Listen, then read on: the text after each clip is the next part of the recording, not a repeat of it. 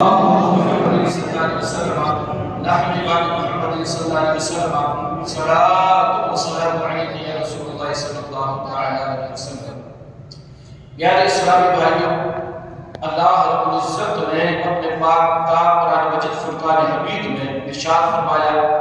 انما یخشی اللہ من عبادہ العلماء، اللہ کی بندوں میں اللہ سے وہی ڈرتے ہیں جو صاحب علم ہے۔ جو علم والے لوگ ہیں وہ اللہ سے ڈرتے ہیں، اور جن کے پاس علم نہیں وہ ذرا ذرا سی بات پر اللہ رب العزت کی شان میں بھی گستاخی کر دیتے ہیں معاذ اللہ، اور وہ ایسے خفیہ کلمات بول دیتے ہیں کہ ان کو پتہ تک نہیں چل پاتا، اور ان کی ساری زندگی کی سرمایہ سب کچھ وہ برباد کر دیتے ہیں۔ دوستو، سب سے بڑا جو سرمایہ اللہ رب العزت نے ہمیں عطا کیا ہے وہ ہے ایمان۔ کیا ہے؟ وہ ہے ایمان، اور ایمان تب تک سلامت ہے جب تک ہم اللہ اور اس کے رسول کو مانتے ہیں۔ ایمان بنا کس کے صدقے میں ہے؟ ایمان اللہ اور اس کے رسول کے صدقے میں بنا۔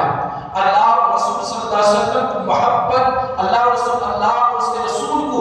ماننے کا نام ہی ایمان ہے۔ یعنی اللہ کے رسول صلی اللہ علیہ وسلم کو کسی نے سچے دل سے مانا، جب نبی کو مانا تو اس نے خدا کو مانا ہے۔ اگر نبی کو نہیں مانتا کوئی کہنے لگے کہ میں صرف اللہ کو مانوں گا، تو قسم خدا کی وہ ایمان والا نہیں ہو سکتا ہے، وہ ایمان والا نہیں ہو سکتا، کیونکہ اللہ رب العزت نے جس کو ماننے کا حکم دیا ہے ان سب کو ماننا پڑے گا، ان سب کو ماننے کا نام ہی ایمان ہے۔ اور جو صرف مصطفیٰ کو مانتا ہے، قسم خدا کہ مصطفیٰ کو ماننے والا خدا کو بھی مانتا ہے، تو پتہ یہ چلتا ہے ایمان جو ہے، ایمان جس چیز کا نام ہے وہ ذات مصطفیٰ کو ماننے کا نام ہی ایمان ہے۔ یعنی جس نے مصطفیٰ کو مان لیا اس نے خدا کو مان لیا، جس نے مصطفیٰ کو مان لیا، جس نے جو مصطفیٰ کا ہو گیا وہ خدا کا ہو گیا، جس نے مصطفیٰ صلی اللہ علیہ وسلم سے سچی محبت کی اس نے خدا سے محبت کی۔ کئی مقامات پر اللہ رب العزت نے خود ارشاد فرمایا ہے کہ جس نے رسول کی اطاعت کی اس نے خدا کی اطاعت کی، یعنی جس نے رسول کی اطاعت کی اس نے خدا کی اطاعت کی، یا جس نے خدا کی اطاعت کی اس نے رسول کی اطاعت کی۔ تو دیکھیں قرآن میں خود اللہ فرما رہا ہے کہ رسول کی اطاعت ہی خدا کی اطاعت ہے، رسول کی فرما برداری ہی خدا کی فرما برداری ہے۔ تو یہ نقش کر لینا اپنے ذہن کے اندر کہ مصطفیٰ کو ماننے کا نام ہی ایمان ہے۔ اس لیے میرے پیارے مرشد حضور دار شریعت علی احمد عنوان ارشاد فرماتے کہتے ہیں کہ نبی سے جو بیگانہ اسے دل سے جدا۔ کیا کہتے ہیں؟ نبی سے جو بیگانہ اسے دل سے جدا کر دے، پیدر مادر برادر باب و جان سب ان پر فدا۔ پیدر مادر یعنی ماں باپ کو بھی ان پر فدا کر دے، اولاد کو بھی ان پر فدا کر دے، مال کو بھی ان پر فدا کر دے۔ قسم خدا کی آج نبی کے نام پر نبی کا نام لینے والے ہیں، مال سے محبت ہے، نبی کا نام لینے والے ہیں، اولاد سے محبت ہے، نبی کا نام زبانوں پر ہے، مگر اپنی جان سے محبت کرتے ہیں۔ قسم خدا کی اپنے آپ سے بھی محبت کرو، مگر جب ذات مصطفیٰ کی باری آ جائے تو نہ تو اپنی جان کی پرواہ ہو، نہ اولاد کی پرواہ ہو، نہ کسی مال و زر کی پرواہ ہو، نبی کے نام پر سب کچھ قربان کر دینا چاہیے۔ اور یہ بات صحابہ نے کر دکھا، بات صحابہ نے کر دکھا۔ سیدنا صدیق اکبر کا آپ واقعہ برحال سنتے رہتے ہیں کہ انہوں نے اپنا سارا مال و زر نبی کے نام پر قربان کر، حتیٰ کہ اپنی جان کو بھی نبی کے نام پر قربان کرتے۔ ایک دن سیدنا صدیق اکبر رضی اللہ تبارک و تعالی آپ کھانا کھانے دسترخوان پر بیٹھے، آپ کی شہزادی حضرت عبدالرحمن رضی اللہ تبارک عنہ نے آپ کے ساتھ میں کھانا کھایا۔ دونوں باپ بیٹے بیٹھ کر آپ کے سامنے کھانا کھایا۔ تو اولاد کو اپنے ساتھ میں بٹھا کر کھانا کھانا، اللہ کے رسول فرماتے کہ جب دسترخوان سجاؤ تو اپنی اولاد کو اپنے ساتھ بٹھا کر کھلایا۔ یہ نبی کی سنت ہے، اپنی اولاد کو اپنے ساتھ بٹھا کر جب کھانا کھلاتے تو اللہ اس دسترخوان میں برکت عطا فرماتا۔ اس دسترخوان کے اندر وسعت عطا فرماتا ہے، اور اولاد کو سامنے بٹھانے کے بعد، بیوی بچوں کو ساتھ میں ملانے کے بعد جب کھانا کھایا جاتا ہے تو اس کھانے کا اللہ کوئی حساب بھی نہیں لیتا، اس کھانے کا حساب نہیں لیا جاتا، اولاد سامنے بیٹھے ہو، ہاں جائز کمائی کا ہونا چاہیے، کیا ہے؟ حلال ہونا چاہیے، ٹوپی پہنا کر مال کمائے والا نہیں ہونا چاہیے، سمجھا گئی؟ ٹوپی پہنا کر مال کمائے والا نہیں ہونا چاہیے، جھوٹ فریب و مکاری کا مال کمایا ہوا نہیں ہونا چاہیے، حلال مال آپ نے کمایا ہے، اللہ نے آپ کو حلال دولت عطا فرمائی، کتنی بھی دولت ہو حلال آپ کی دولت ہے، کوئی پریشانی کی بات نہیں ہے، وہ دسترخوان پر آپ نے سجا اپنے بیوی بچوں کے ساتھ میں بٹھا کر آپ کھانا کھلا رہے ہیں تو اللہ اس آقا فرماتے کہ اس کھانے کا حساب نہیں ہوگا۔ ہاں اگر مطلب یہ کہ تم اکیلے کھا رہے ہو، بیوی بچوں کو چھوڑ رہے ہو، پھر اس کھانے کا حساب آپ سے لیا جائے، وہ چاہے حلال کمائی کا کیوں نہ ہو، حلال کمائی کا کیوں نہ ہو۔ تو حضرت عبدالرحمن سامنے بیٹھے ہوئے، حضرت ابوبکر صدیق بھی سامنے بیٹھے، آپ نے سامنے کھانا کھایا، آپ کھانا کھاتے ہوئے بات چیت بھی کرنا، یہ اللہ کے رسول کی سنت بھی ہے، صحابہ کی بھی سنت ہے۔ خاموشی کے ساتھ کھانا کھانا یہودیوں کی فطرت ہے، خاموشی کے ساتھ کھانا کھانا کس کی ہے؟ یہ یہودیوں کا طریقہ ہے، خاموشی کے ساتھ کھانا نہ کھایا جائے بلکہ دینی باتیں کرتے ہوئے، اچھی باتیں کرتے ہوئے، رب کو یاد کرتے ہوئے، سبحان اللہ الحمدللہ کہتے ہوئے کھانا کھایا جائے، اس کھانے میں برکتیں ہوتی ہیں۔ خاموشی کے ساتھ بیٹھ کر دسترخوان پر کھانا کھانا یہ یہودیوں کا طرز عمل ہے، ہمیں اس سے بچنا چاہیے۔ تو بات چلنے لگی، دونوں باپ بیٹے کھانا کھا رہے ہیں، تو بات یہ ہوئی کہ حضرت ابوبکر صدیق نے جب بات چلتے چلتے نا، حضرت عبدالرحمن نے فرمایا کہ ابو جان جنگ بدر کا واقعہ شروع ہو، بات ہوئی کھانا کھا، تو حضرت عبدالرحمن رضی اللہ تبارک و تعالیٰ نے کہنے لگے ابو جان جنگ بدر میں نا، جنگ بدر میں کئی مرتبہ آپ میری تلوار کی زد میں آگئے، کئی مرتبہ آپ میری تلوار کی زد میں آگئے، میں نے باپ سمجھ کے تمہیں چھوڑ دیا، یہ نہ سبحان کیا کہا؟ میں نے باپ سمجھ کے تمہیں چھوڑ دیا، کئی مرتبہ میری تلوار کی آپ زد میں آئے مگر باپ سمجھ کے میں نے اپنی تلوار کو پیچھے مجھے چھوڑ دیا۔ اللہ حدیث بات ہے اور سیرت کی کتاب و مسیح صدیق ہے، سیرت کی کتاب، آپ کے ہاتھ میں لقمہ آپ نے سبزی میں بچھونے کے بعد اپنے منہ کی طرف لے کے جانا سیدنا صدیق، یہ دیکھیے صدیق اکبر منہ کی طرف لے کے جا رہے ہیں، تو اب چاہیے تو یہ تھا کہ وہ لقمہ اپنے منہ میں اندر لے لیتے، پہلے ہاتھ میں نہیں، آپ نے اس لقمے کو وہی پیچھے رکھا، لقموں کو پیچھے رکھا اور کہا کہ بیٹا عبدالرحمن سنو، وہ تم تھے جو تم نے باپ سمجھ کے مجھ کو کئی مرتبہ چھوڑ دیا، تم تھے جو تم نے باپ سمجھ کے کئی مرتبہ تم نے مجھ کو چھوڑا، اگر میری تلوار کی زد میں تیری گردن آ جاتی، تو میری تلوار کی زد میں تیری گردن آ جاتی تو تجھ کو میں یہ سمجھ کے نہیں چھوڑتا تو میرا بیٹا ہے، میں تیری گردن یہ کہہ کر اتار دیتا کہ تو رسول اللہ کا غدار، تو رسول اللہ کا دشمن ہے، یعنی تجھے دشمن رسول سمجھنے کے بعد تیری گردن میں تن سے جدا کر دیتا۔ اب میرے تاج و شریعہ کا سیر پڑھیے کہ پیدر مادر برادر ماں و جان سب ان پر فدا کر، یعنی اولاد کی باری آئے تو اولاد میں نبی کے نام پر قربان ہو جانی چاہیے، مال ہے تو مال کو بھی قربان کر دو، کیونکہ اگر یہ ایمان کی دولت ملی ہے تو نام مصطفیٰ کے صدقے میں ملی، نام مصطفیٰ کے صدقے میں ملی ہے، یعنی انہیں جانا انہیں مانا نہ رکھا غیر سے کام۔ میرے سرکار سے بھی اعلیٰ ارشاد فرماتے ہیں، کہتے ہیں یا رسول اللہ انہیں جانا انہیں مانا نہ رکھا غیر سے کام، للہ الحمد میں دنیا سے مسلمان، للہ الحمد میں دنیا سے مسلمان ہے۔ اگر یہ چاہتے ہو کہ تم دنیا سے مسلمان جاؤ تو نبی کو مانو، نبی کو جاؤ، کسی غیر سے کام نہ رکھو، قسم خدا کی وہ طریقہ اپناؤ جو مصطفیٰ نے عطا کیا، مصطفیٰ نے جو طریقہ ہمیں زندگی گزارنے کا عطا کیا ہے، اس طریقے پر اگر تم چلو گے تو تم سے اللہ بھی خوش ہوگا اور اللہ کے رسول بھی تم سے راضی ہوگا،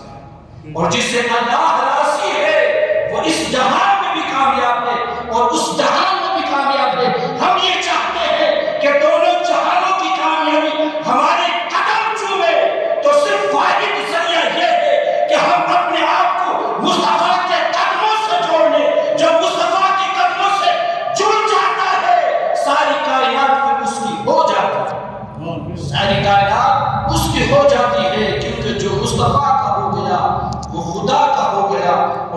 خدا کا ہوا پھر ساری کائنات اسی ہو۔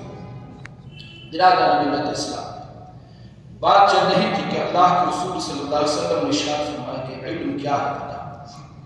علم اتنی اہمیت والی چیز ہے کہ ایک اللہ کے رسول صلی اللہ علیہ وسلم کے صحابی ہیں، آقا کی بات کا محاذر حضرت جبریل علیہ السلام حاضر ہوئے اور عرض کہ یا رسول اللہ یہ جو آپ کے صحابی ہیں آ رہے ہیں یا بیٹھے ہوئے تھے؟ یہ جو صحابی ہیں چند لمحوں کے مہمان ہیں یا انتقال کرنے والے ہیں، انتقال کرتے ہیں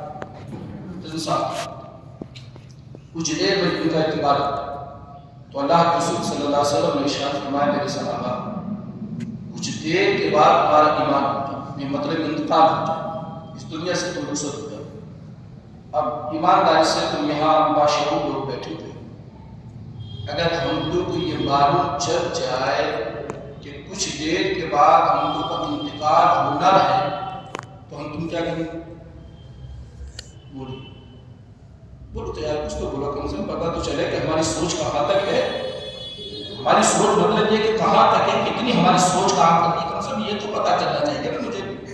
کہ اگر ہم تو کو یہ معلوم چل جائے کہ بھئی میں مطلب فجر کی نماز آیا ہوں، فجر کی نماز کے بعد مجھے معلوم چل جائے کہ میرا انتقال ظہر کی نماز کے بعد ہو جائے گا۔ اگر کسی کو ہم تو کو یہ معلوم چلے، میں بھی اس میں شامل ہوں، آپ بھی ہیں، سب ہم تو شامل ہیں، اگر ہم تو کو یہ معلوم چل جائے کہ ظہر کے بعد ظہر کی نماز کے بعد انتقال ہے،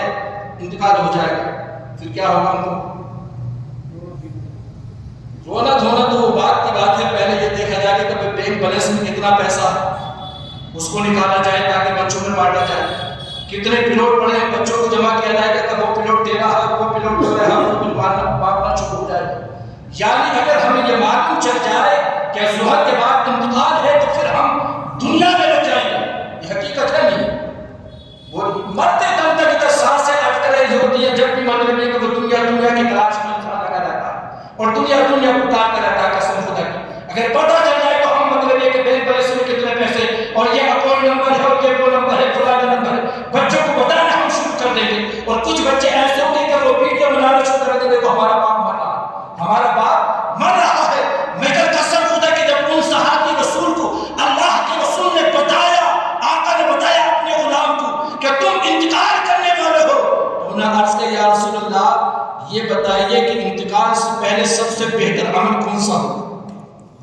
تاکہ میں دنیا سے جاؤں تو سب سے بہتر عمل کر کے جاؤں، سب سے بہتر عمل کر کے جاؤں۔ انہوں نے یہ نہیں کہا یا رسول اللہ میں گھر جاؤں اپنے بیٹی بچوں کو بتاؤں میرے انتقال ہونے والا، میں اپنا بتاؤں کہ بینک بیلنس میں کتنے میرے پلاٹ ہیں یا میرا خزانہ زمین کے اندر کہاں دبا ہے۔ انہوں نے یہ نہیں کہا یا رسول اللہ دنیا میں جب دنیا سے جاؤں تو سب سے بہتر عمل ہونا چاہیے، وہ کون سا عمل میں کروں؟ تو اللہ کے رسول صلی اللہ علیہ وسلم نے ارشاد فرمایا کہ اصحاب صفہ پہ چلے جاؤ۔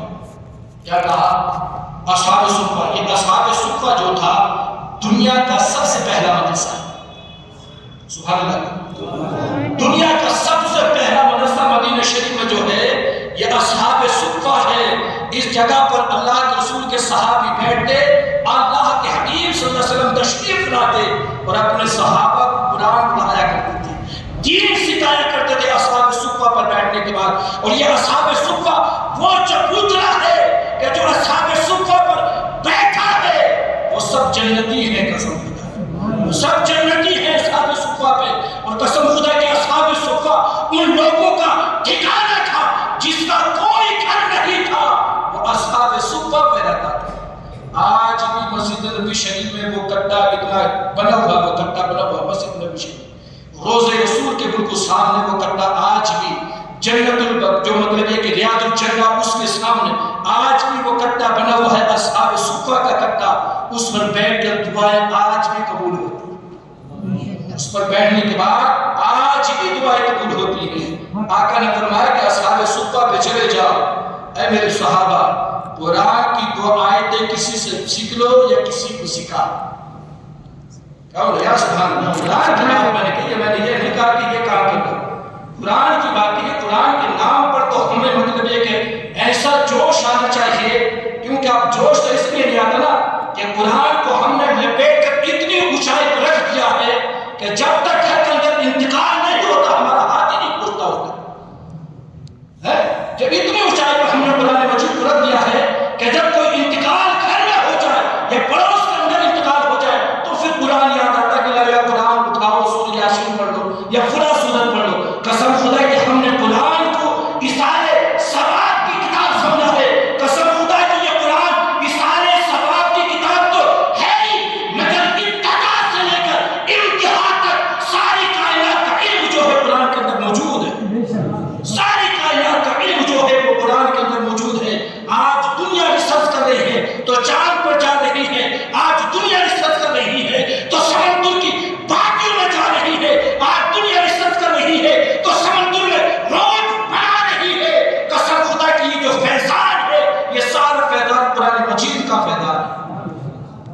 کسی انگریز یا کسی کا فیضان نہیں، یہ صرف جو معاملات ہیں جو قرآن کے فیضان ہے، جو یہ سارے آج اتنی جو ترقیاں ہو رہی ہیں، جو ہوائے جہاز بنا جائے ہواؤں میں اڑ رہے ہیں، یہ صدقہ ہے قرآن مجید فرقان حمید۔ ورنہ تو قرآن سے پہلے بھی تو لوگ دنیا میں رہتے تھے، بولیے 1450 برسوں میں قرآن مجید دنیا میں تشریف لے کر آیا، اللہ کے حبیب علیہ کے ساتھ قرآن آیا۔ اس کے پہلے بھی تو دنیا میں لوگ تھے نہیں تھے لوگ نہیں تھے بھئی۔ حضرت آدم علیہ السلام سے لے کر حضرت عیسیٰ تک کا جتنا زمانہ تھا وہ زمانہ میں تو دنیا میں لوگ تھے، ہندوستان میں اس وقت لوگ تھے، وہی تھے نہیں تھے، مگر اس دور میں اتنی ترقی کیوں نہیں ہوئی بتائیے؟ اس دور میں کسی نے پلان کیوں نہیں بنایا؟ بھئی عیسیٰ علیہ السلام کو امتی نے پلان کیوں نہیں بنایا؟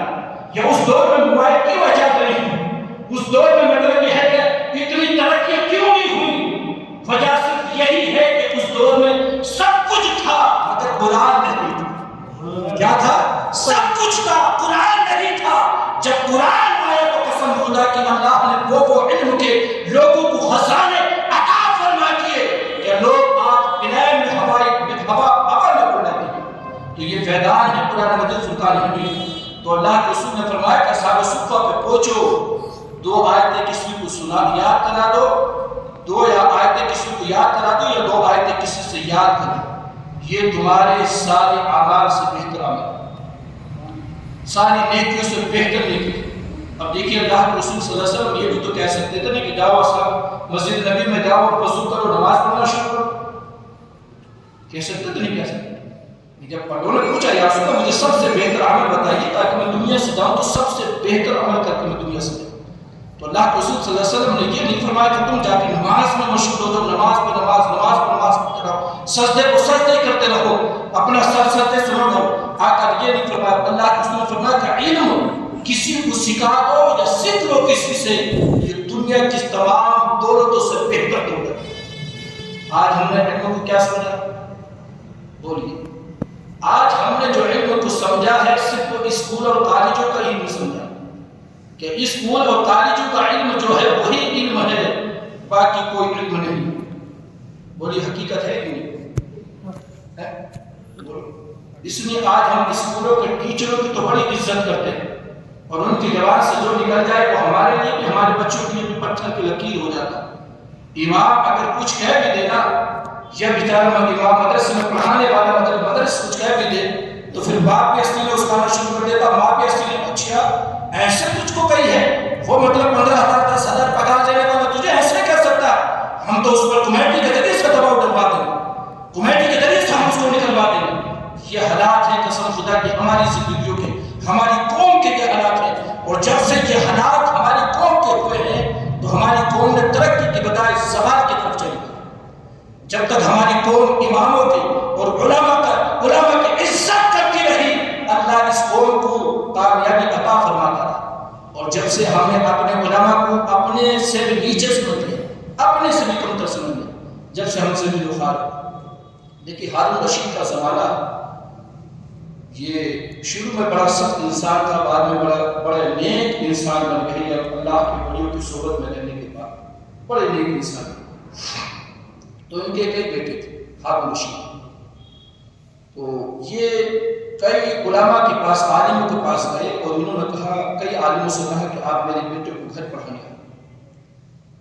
تو ہر عالم نے یہ جواب دیا کہ ہم آپ کے بیٹے کو گھر پڑھانے نہیں جائیں، حدیث مصطفیٰ آپ کے بیٹے کو ہم گھر پڑھانے کے لیے نہیں جائیں۔ غرض یہ وہ سب سے جب ناامید ہو گئے تو حضرت امام نسائی کے پاس پہنچے۔ امام نسائی بہت بڑے محدث عالم ہیں، امام نسائی یہ بغداد کے رہنے والے بہت بڑے عالم ہیں۔ جب ان کے پاس پہنچے نا امام نسائی کے پاس، ان سے کہا کہ حضرت میرے بچوں کو حدیث مصطفیٰ آپ کو پڑھانی اور میرے گھر پر آنے پڑھانی۔ آپ نے فرمایا گھر پہ آن کے تیرے گھر پہ آن کر میں حدیث مصطفیٰ تیرے بچوں کو پڑھاؤں گا؟ اگر تو یہ چاہتا کہ تیرے بچے حدیث